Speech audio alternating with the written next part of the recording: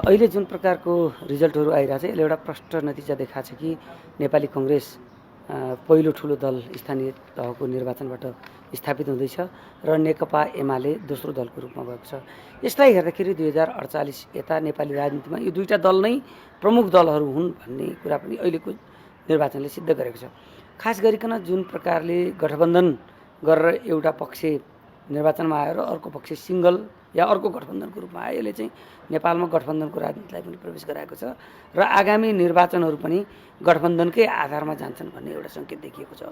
संसदमा पहिलो दल रहेको नेकपा एमाले प्रारम्भिक नतिजा अनुसार दोस्रो दलका रूपमा देखा परेको छ। 2/3 सरकार चलाउन नसकेर जनताले दण्डित गरेको भन्न मिल्छ। हामीले अलिकति निर्वाचनको परिणामलाई सूक्ष्म रूपमा हेर्नुपर्छ जस्तो मलाई लाग्छ, किनभने योभन्दा अघिको निर्वाचनमा नेकपा एमाले र माओवादीको गठबन्धन भएर नेपाली कङ्ग्रेस हारेको थियो। मत परिणामलाई हेर्नुभयो भने सिटको सङ्ख्याको आधारमा नेकपा एमाले ठुलो दल भए पनि मतको आधारमा हेर्दाखेरि माओवादीको मत हटाउने हो भने यिनीहरू दुईटै दलको हैसियत बराबर जस्तो देखिन्छ। त्यसैले गठबन्धनको कारण निर्वाचनको प्रक्रिया हेरफेर भएको, सिटको सङ्ख्या हेरफेर भएको जस्तो मलाई लाग्छ। जहाँसम्म एउटा गठबन्धन भएको कारणले अहिले नेपाली कङ्ग्रेस र यो गठबन्धन दल अगाडि आएको छ।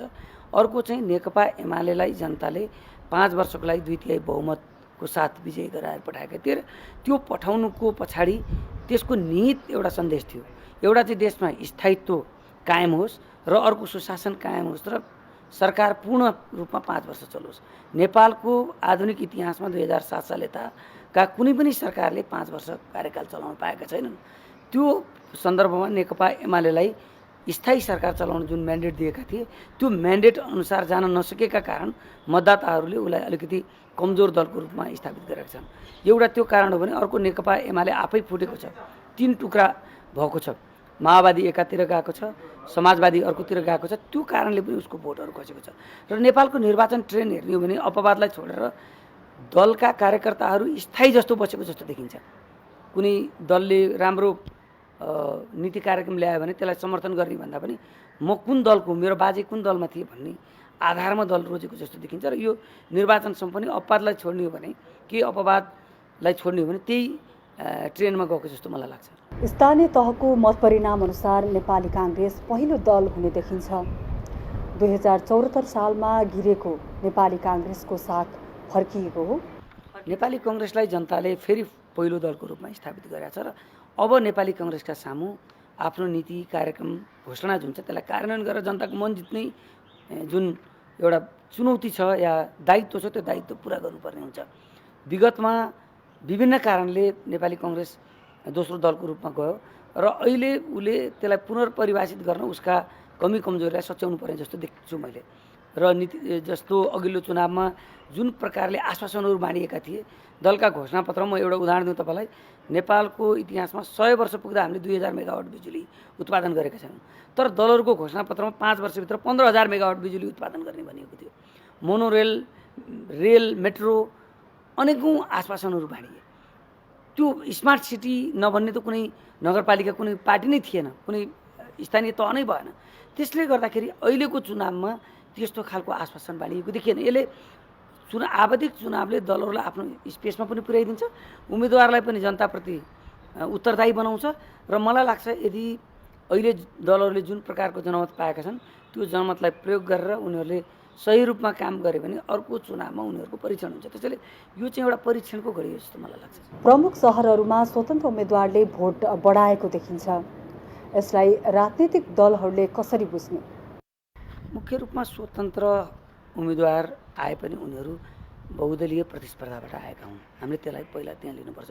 स्वतन्त्र उम्मेदवार आज मात्र आएका छैनन्। तपाईँले नेपालको निर्वाचन इतिहासलाई हेर्नु भने 15 सालमा पनि स्वतन्त्र उम्मेदवारहरू आएका थिए, 48मा पनि आएका थिए, 51मा पनि आएका थिए।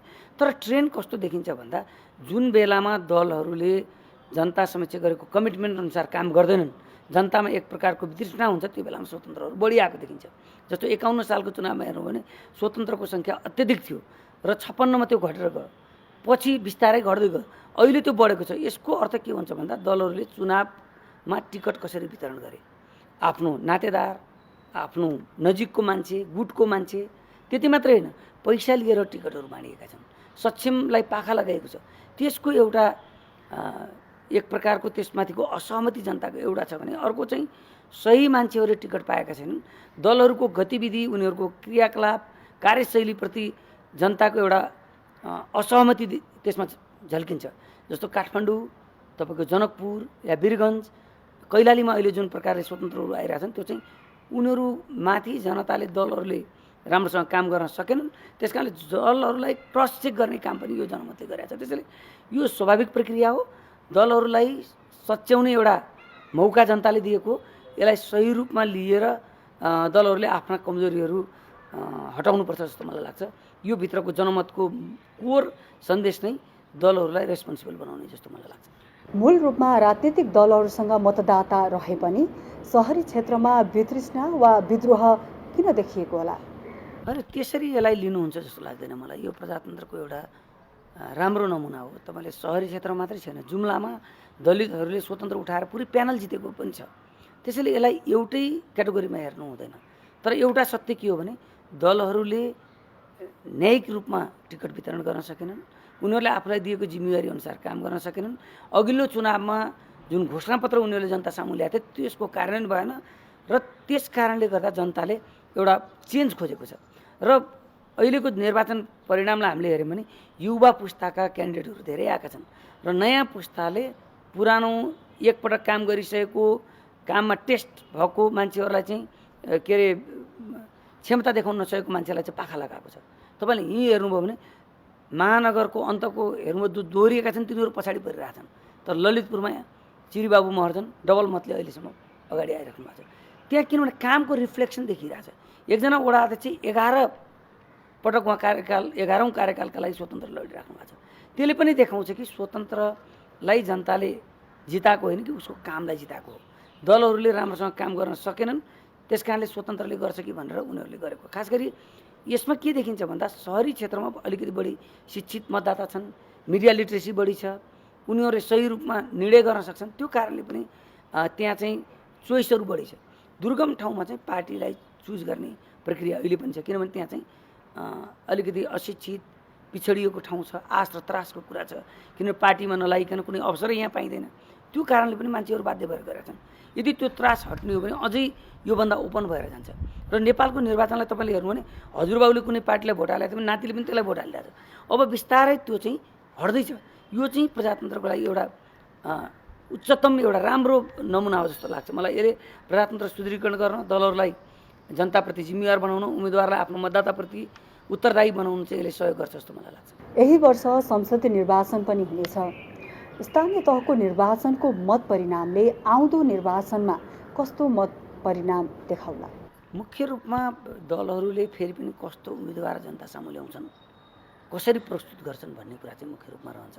आजको चुनावलाई पनि हेर्ने हो भने, अपवादलाई छोड्ने हो भने जो राम्रो काम गरेका छन् उनीहरूलाई जनताले चुज गरेका छ। त्यसैले पहिलो कुरा दलहरूले अझै पनि समय छ, उनीहरूले कसरी काम गर्छन्, स्वच्छ प्रतिस्पर्धा हुनु पर्यो होइन, मनी मसलको प्रयोग घट्नु पर्यो र जनतालाई सही रूपमा आफ्नो विचार राख्ने अवसर दिनु पर्यो।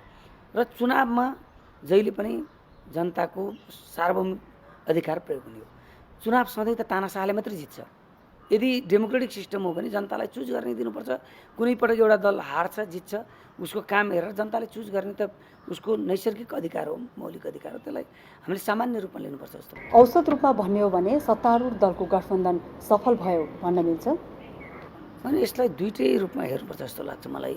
तत्कालिक रूपमा सत्ता गठबन्धनलाई यसले समग्रमा फाइदा भएको छ, किनभने अघिल्लो पटक मुख्य रूपमा नेपाली कङ्ग्रेस हारेको थियो, उसलाई सबभन्दा बढी लाभ भएको छ। तर लङ टर्म हेर्ने हो भने कतिपय ठाउँमा तपाईँको 10औं वर्षसम्म उम्मेदवार दिन सकिएको छैन, सकिरहेको छैन नेपाली कङ्ग्रेस। जस्तै तपाईँ चितवनको केस हेर्नुभयो, अन्त हेर्नुभयो भने त्यहाँ एउटा पार्टीको सिन्डिकेट जस्तो भइरहेछ।